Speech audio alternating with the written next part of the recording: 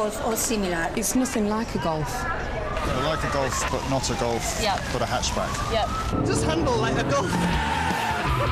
Baffled sump, double overhead cam. Oh yeah, like a Golf. And if you listen carefully, it sounds just like a Golf.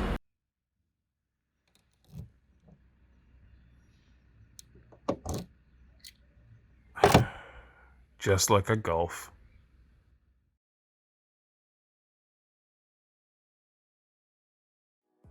Hey guys, welcome to the channel.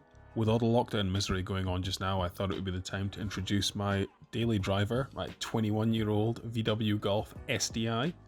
Just for anyone unaware of life before TDI cars, the SDI Golfs have no turbo, which means an eye-watering 67 brake horsepower.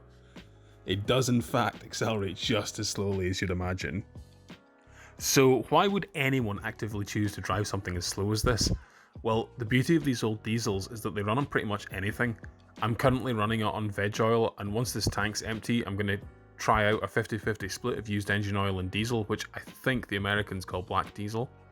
I'm going to make another video in a few weeks once I've had a chance to try it out, but I'm pretty sure with the Guardian DeVito pillow watching over me, I'll succeed.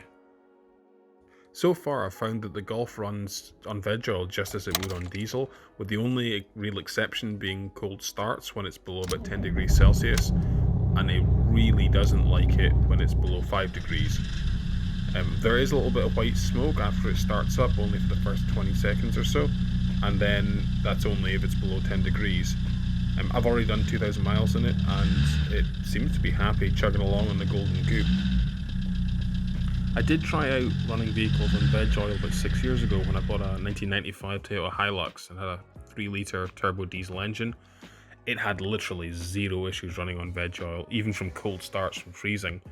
I had some containers of oil actually sitting outside one winter and it started to solidify, but I mean the stuff in the Hilux was just as cold and it started completely fine on practically oil slush.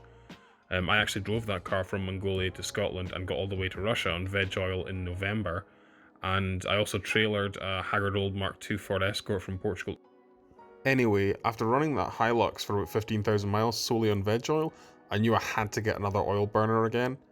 So I picked up this Golf in February this year from a Facebook marketplace ad that was only written in Romanian for £480. I just wanted something that was as cheap as possible and could be run on a shoestring budget, and this little beast fit the bill. I haven't had to do much to it so far, just an oil change, front discs and pads on the mechanical side of things. The right wing mirror surround fell off on the drive home, so it's sitting on the M6. And the other side was already kind of smashed up, so I just replaced both the units. Also had the bootrest struts replaced, and I swapped out the head unit for a £12 piece of Chinese garbage that I bought on eBay. It resets its memory every time I turn off the engine, and it feels like it was made from some sort of used pot noodle cup. Luckily, Furious George from the last Rough Rides video has kindly donated an old Kenwood unit that can be collected after the lockdown. He may look like a furious lad, but he's a good un deep down. The front tyres were on the way out when I bought them, so I got a great deal on a set of what I thought were Mark III Golf wheels, only to find out that they were from a Mark V and had the wrong bolt pattern. It may have been a schoolboy error, but with all the VAG guys driving around in VW and Audis with every different wheel combination imaginable, I assumed Golf wheels would fit a Golf.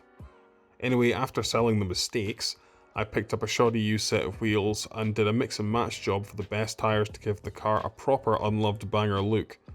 I did think about doing something more interesting, but cheap is the name of the game here. So yeah, that covers Project Cheap Golf. Apart from getting around 100 miles per gallon cost equivalent compared to diesel, and potentially even more when using used engine oil, that's about it. I'll keep you guys updated on how she's running and get another video out once she's burned through some more used fluids. Leave any questions in the comments and subscribe for more Bangernomics. I'll see you guys next time.